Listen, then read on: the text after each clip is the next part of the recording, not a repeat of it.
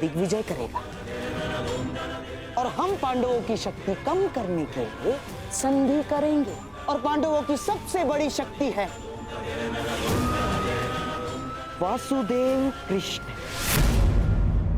और हमारा लक्ष्य है या तो वासुदेव कृष्ण हमारे पलड़े में आ जाए या तो पांडवों के पलड़े से हट जाए।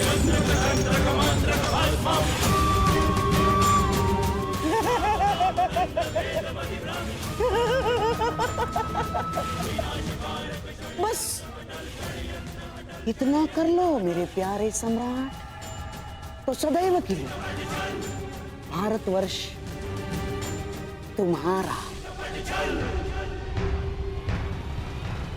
वासुदेव कृष्ण।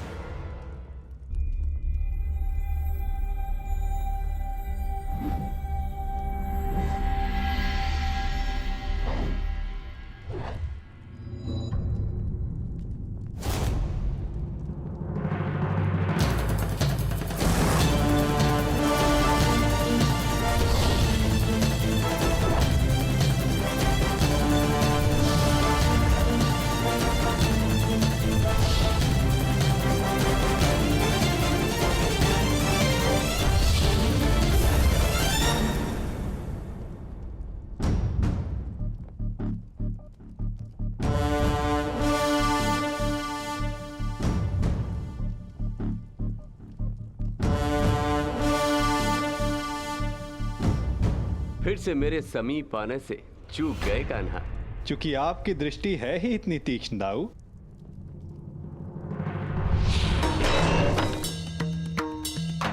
यदि रक्षक की दृष्टि तीक्ष्ण न हुई तो शत्रु का कार्य सरल हो जाता है कान्हा। और मेरी दृष्टि से आज तक कोई भी दुश्मन की परछाई बच के नहीं जा सकी आज तक। और मेरे प्रहार से शत्रु के प्राण।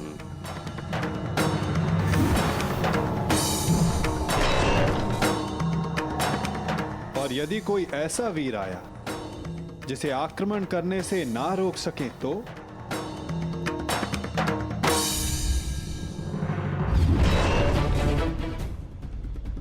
यदि वो कोई मनुष्य हुआ तो अपने काल को पुकारेगा। यदि वो राक्षस हुआ तो वो अपने प्राणों की भिक्षा मांगेगा।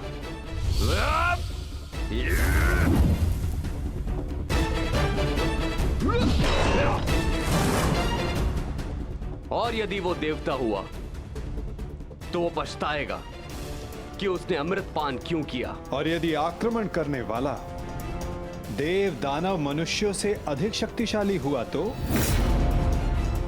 द्वारिका की रक्षा कैसे होगी दाऊ? तुम्हारे और मेरे रहते हुए भला द्वारका की ओर कौन खड़ा रह सकता है?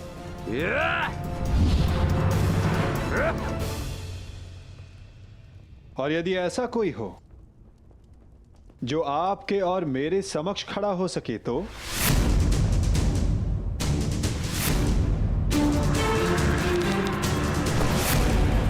क्योंकि जिसका सामना हमसे होने वाला है दाऊ, वो स्वयं में एक पहेली है।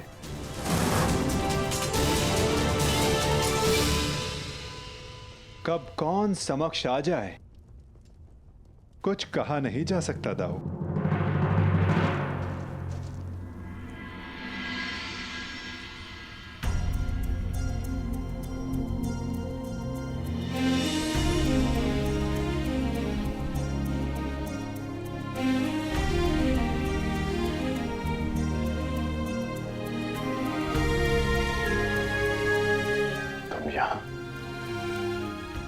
हाँ, सुना है तुम दिग्विजय पर जा रहे हो, इसीलिए तुम्हें शुभकामना देने चली आई। तुम्हारा मुख बता रहा है कि तुम शुभकामना देने नहीं, किसी प्रश्न का उत्तर लेने आई हो। प्रश्न तुम जानते हो कर्ण।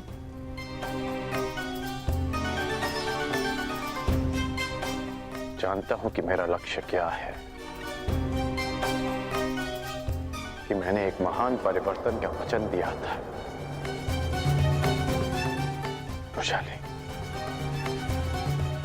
मैं उसी परिवर्तन की आशा में दिग्विजय पर जा रहा हूं। वचन तुमने अपनों की सुरक्षा का भी दिया था कर्ण। हाँ वैशाली,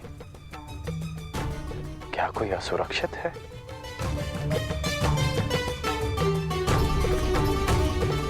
किसी को उसके अधिकारों से वंचित किया गया है क्या? हाँ, तुम्हारे अपनों में तुम्हारे राज्य के निवासियों के अतिरिक्त कोई और भी सम्मिलित है कर्ण।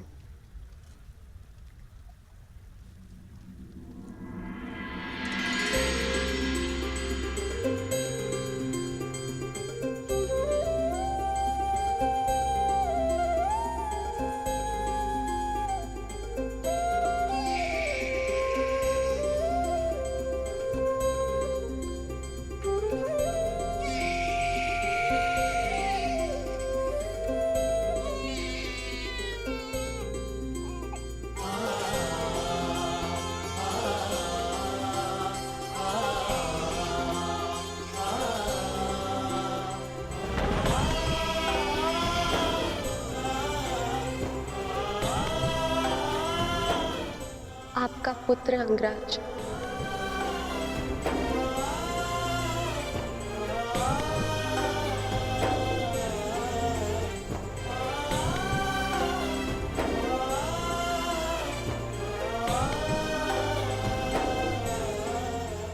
इसका नाम क्या रखा?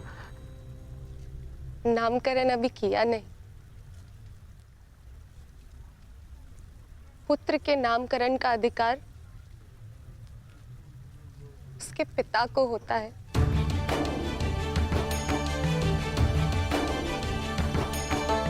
मेरा मानना है कि वृक्ष पर सबसे पहला अधिकार भूमि का होता है, बीज का नहीं। उसी बात ही एक संतान पर सबसे पहला अधिकार उसकी माता का होता है, जो 9 महीने अपने गर्भ में से रखती है। इसलिए सुप्रिया,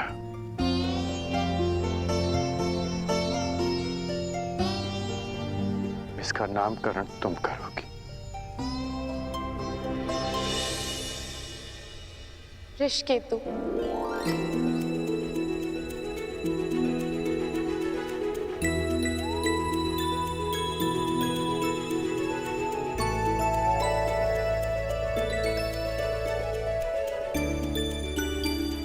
उस वृषाली के नाम पर जिसके त्याग के कारण मैंने आपको पति के रूप में पाया, मैं उसका नाम अपने पुत्र को देना चाहती हूँ।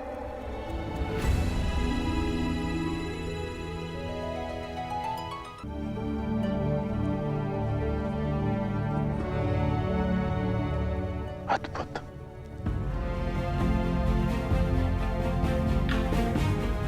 ये नाम सदा इसे परिवर्तन का मार्ग दिखाता रहेगा।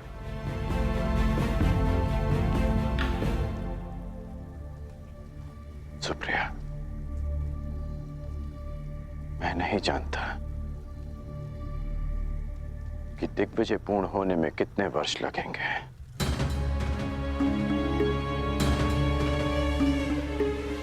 कदाचित हमारा पुत्र बालक से युवा हो जाएगा।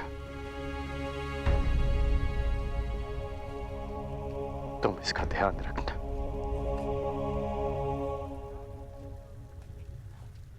इसे कर्ण मत मनने देना।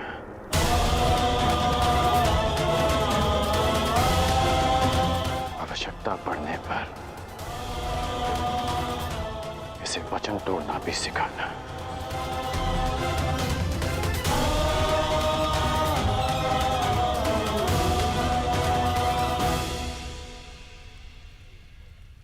परंतु युवराज के लिए आप दिग्विजय पर क्यों जा रहे हैं? मैं युवराज के लिए नहीं, परिवर्तन के लिए जा रहा हूं। मेरी इच्छा है कि मेरी संतान एक नए भारत में पले, परिवर्तित भारत में, जहां कोई अन्याय ना हो, अत्याचार ना हो, कोई भेदभाव ना हो, जहां श्रेष्ठता जन्म से सिद्ध ना हो, अपितु कर्म से सिद्ध हो, जहां किसी और कारण को नियमों में बांधकर एक स्त्री का चीरहरण ना देखना पड़े।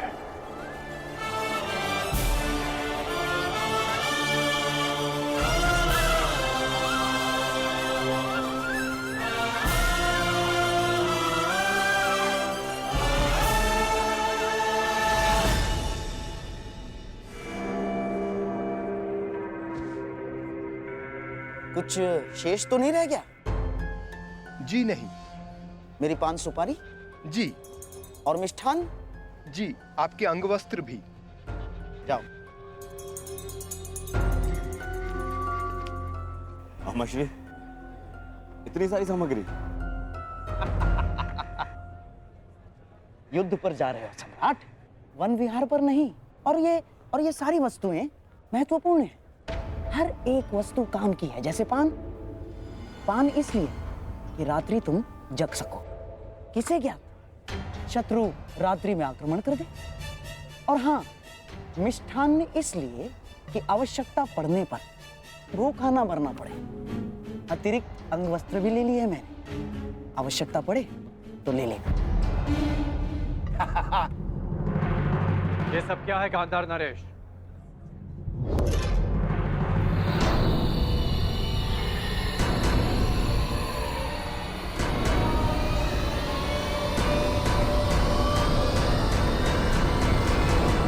ये कैसा प्रबंध है? ये ऐसा प्रबंध अंगराज कि मैं और मेरा सम्राट दुर्योधन तुम्हारे साथ इस दिग्विजय यात्रा पर चलेंगे।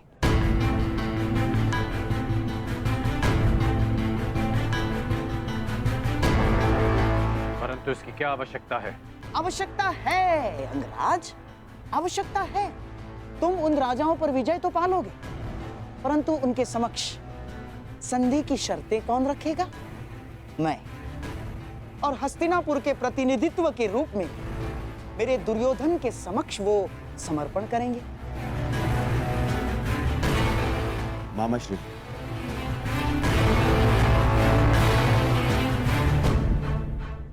मित्र, मैं केवल इसलिए चल रहा हूं ताकि अपनी आंखों से तुम्हें सभी राजाओं पर विजय प्राप्त करते हुए देख सकूं। परंतु यदि तुम नहीं चाहते कि मैं साथ चलूं, तो हम नहीं जाएंगे। नहीं युवराज, आपकी इच्छा, इस सेवक के लिए आदेश है, मुझे कोई आपत्ति नहीं। तो ठीक है, हम दिग्विजय यात्रा का प्रारंभ द्वारका से करेंगे। पांचाल दिग्विजय यात्रा पांचाल से आरंभ होगी।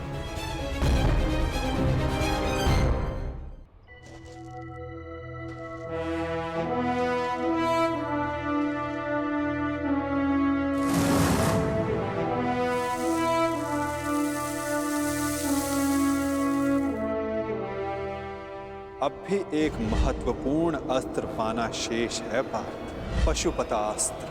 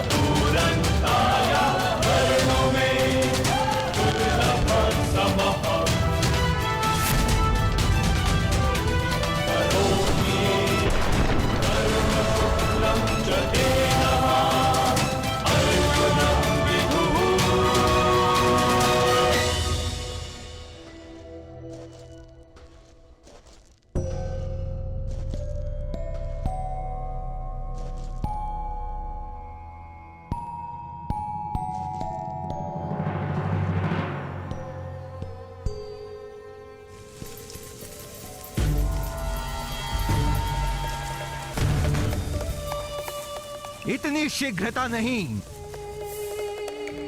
मेरा लक्ष्य तुम्हें हानि पहुंचाना नहीं है, मुझे मार्ग दो। मार्ग में आए हो तो बिना युद्ध किए नहीं जा सकते। जो कुछ उस कुरु सभा में हुआ, उसके पश्चात पांचाल विष उगलने को तैयार होगा, और इससे पहले पांचाली के पिता अपनी पुत्री के अपमान का प्रतिकार करें। हमें उन पे आक्रमण करके उन्हें निशक्त करना होगा।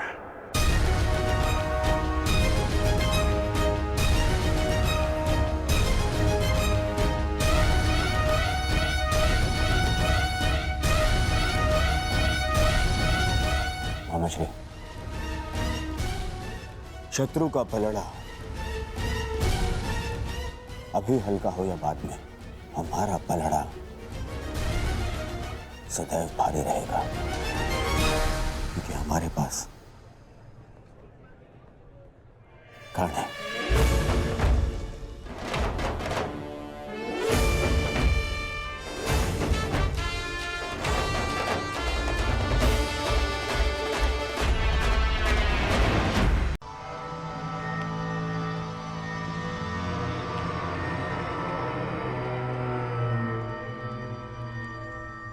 ये क्या मामाश्री, तुला व्यापारियों के हाथ में शोभा देती है, राजनीतिज्ञों के नहीं।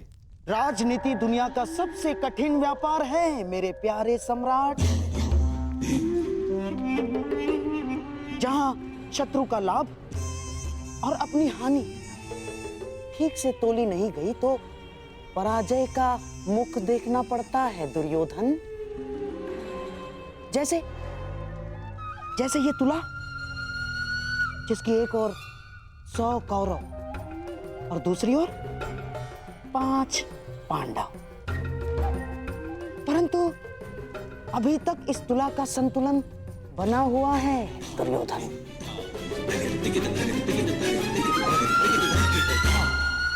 और ये है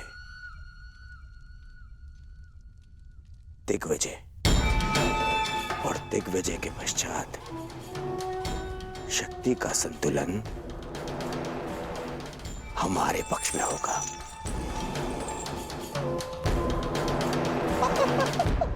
तुम नहीं समझोगे मेरे प्यारे सम्राट, राजनीति तुम्हारे बस का व्यापार नहीं ना।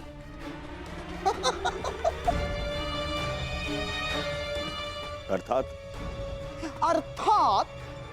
एक चतुर राजनीतिज्ञ के लिए यह आवश्यक है कि अपनी शक्ति बढ़ाने के साथ साथ शत्रु की शक्ति का नाश भी करे। तुला का भार अपने पलड़े की ओर करने के लिए यह आवश्यक नहीं है कि अपना भार बढ़ा लिया जाए। शत्रु का भार कम करके भी यह सब किया जा सकता है दुर्योधन। मामाश्री, आपकी ये बातें मेरी समझ के तो बाहर है। परंतु भविष्य मेरे दृष्टि के भीतर है दुर्योधन। तुम और मैं, हम दोनों कर्ण के साथ दिग्विजय पर चलेंगे। क्यों मामाश्री, आपको कर्ण की शक्ति पर विश्वास नहीं है? कुछ विजय शक्ति से नहीं, नीति से की जाती है। कर्ण तुम्हारी शक्ति बढ़ाने के